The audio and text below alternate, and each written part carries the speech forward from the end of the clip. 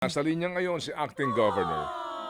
Acting Yes. Governor Glenda Bongao ng Albay. Good morning po sa inyo, Governor.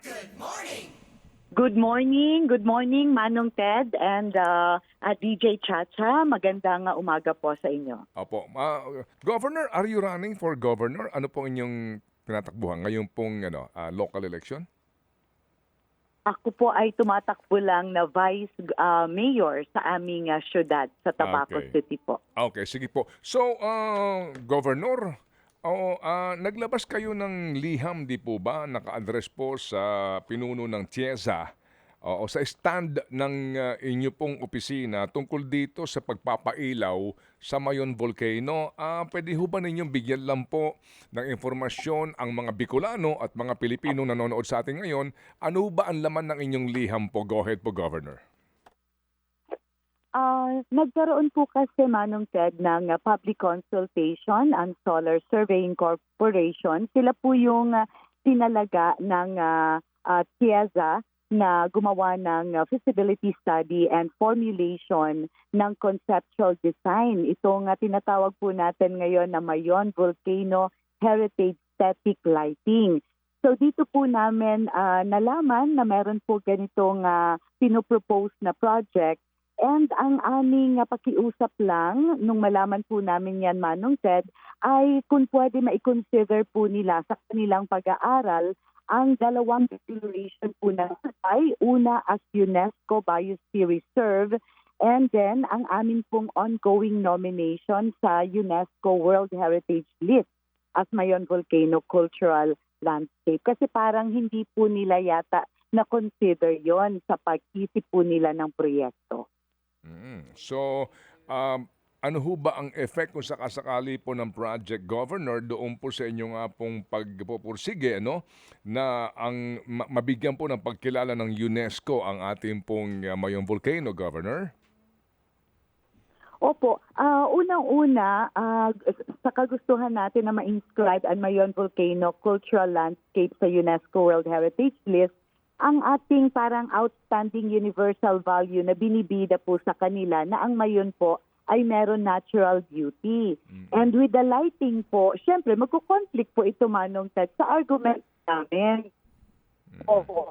Yun ang isa na hindi talaga pwede yung ganito pong project dahil talagang hindi na po magiging natural ang kagandahan po ng aming Bulkan Mayon. Oo, kasi nga naman kapag nakapunta ka dyan sa Legazpi at nataong ka na maganda yung panahon, tapos nagkakaroon po ng dalawa yan sunrise, at saka yung sunset, kita mo na yung beauty, Ganda. ng volcano. Majestic view Natural, niya. Yes. Natural na beauty. Hindi mo na kailangan ng makeup para Hindi kailangan Pilipina. ng filter. Oo. Okay. Okay, siya, go Sige ahead. po. Opo. Manong Ted, naiintindihan din naman namin kasi parang parehas lang naman talaga yung obheto namin na dumami yung turista dito sa Albay. Kasi sila parang ang objective nila is kahit gabi, makita pa rin po ang Mayon Volcano. Kasi kung nakakapunta po kayo dito, siyempre pag gabi, hindi na po siya makita dahil madilim na. So parang ang ano nila is kagaya ng ginagawa din sa iba pang mga iconic landmarks sa buong mundo na pinapailawan po para magkaroon daw ng parang wonderful display of lights and sounds na ganyan din po ang gusto nilang mangyari dito po sa Mayon Volcano. Kaya lang sana makonsider nila na natural park po ito at marami po tayong mapipinsalang mga hayop o kung ano man na active po sila at night. Oo. Oo. Gov, kamusta pong sentimiento? Baka malito yung mga natural habitat dyan Yes. kapag inilawan mo ng pagkalakas-lakas nga sa gabi. Oo. So, dalawang punto yung sinasabi nyo, Gov, no? Yung una, yung cultural concerns, tsaka yung environmental concerns. Kamusta naman po itong sentiments sa mga tao dyan sa area po ninyo? Marami po bang pabor o mas marami ang ayaw din po na matuloy yung lighting dyan sa Mayon Volcano? Kaya nga po ako nagpalabas ng statement dahil sa nagkakagulo na po talaga dito kung makikita mo sa social media, and most of them po ay talagang ayaw po nila ng proyekto pong itong ino-offer ng TIEZA. So marami po ngayon ang kung makikita niyo po sa Facebook talagang nagpapahayag na ayaw po talaga nila at hindi nila papayagan na matuloy po ang proyektong ito. At since 2019, meron daw po mga environmental groups, maging siyentista na nagpahayag na rin ng concern ukol dito sa project na ito. 2019 pa lang. Oo, 2019 pa lang, Gov. Ang pagkakaalam ko kasi siguro noon, but ngayon ang pagkakaalam ko 2023 nag-start na po sila, and that's why meron ito parang second phase na po nila ito na nagko-consult na talaga sila, nagbibid na ng 500 million pesos. At maraming phases yata po ito. Pero talagang matagal na din po kasing UNESCO Biosphere Reserve ang Albay. Kaya talagang hindi po papayagan na magkaroon po ng ganyan. Kung hindi, mawawala po tayo sa listahan ng Biosphere Reserve. Opo. Gov, hindi po ito TIEZA initiated eh. Sino po ang nag-initiate nito ang proyektong ito, ma'am?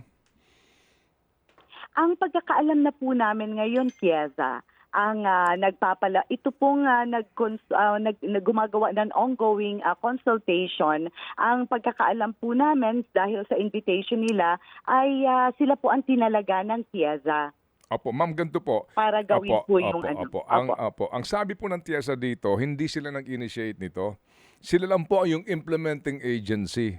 Opo. Kaninong brainchild ito? Will you be frank about this? Ay sinasabi na kasi dito, lumalabas na din po siya na Ako Bicol po ang may hawak po ng project. Pakiulit, ma'am, medyo nag-choppy po Yung kayo. party list yung party list po na Ako Bicol, yun po yung sinasabi nila na nag-propose ng project. Ayun. Ang proponent po ng project ay ito pong party list na Ako Bicol na amin pong kinukuha ang panig nila ngayon. Opo, ang implementing agency lang po ay yung TIEZA. Kumbaga, hindi sila ang nakaisip, nag-initiate. Opo, sila lang sa kanila idinadaan yung pondo. Opo, at ito nga po ngayon ay may pera, Governor, for 2024 GAA, 500 million. For 2025 GAA meaning ito po ay hindi ito po ay programmed appropriation 750 million pesos. Ito po ay alam po ninyo, Gov? Ngayon lang po, nung lumabas na nagkaroon lang po ng consultation at dumating sa aking kaalaman. Ngayon pong March 22 at 23, 2 araw po yung consultation na ginawa po nila.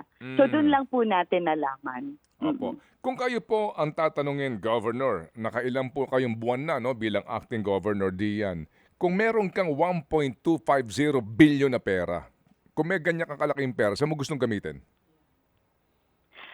Kung sa tourism po at sa promotion ng Mayon Volcano, siguro marami ditong pwedeng gawin, like ang pagpaganda mas lalo ng skyline namin dito sa May Tabaco City, dyan po sa Linion Hill. Marami pong mga magagandang mga tourism projects na pwede pong puntahan ang ganun kalaking pera, Manong Ted.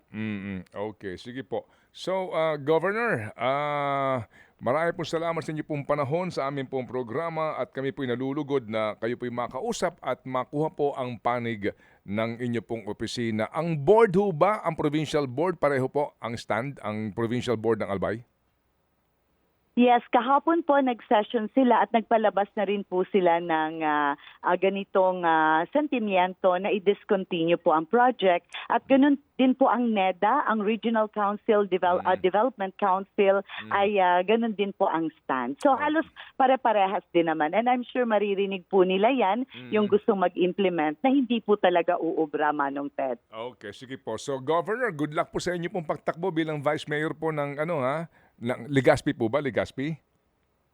Tabaco City I'm sorry, po, Tabaco Manong Ted. City. Okay, good luck po, Governor. Salamat po na marami.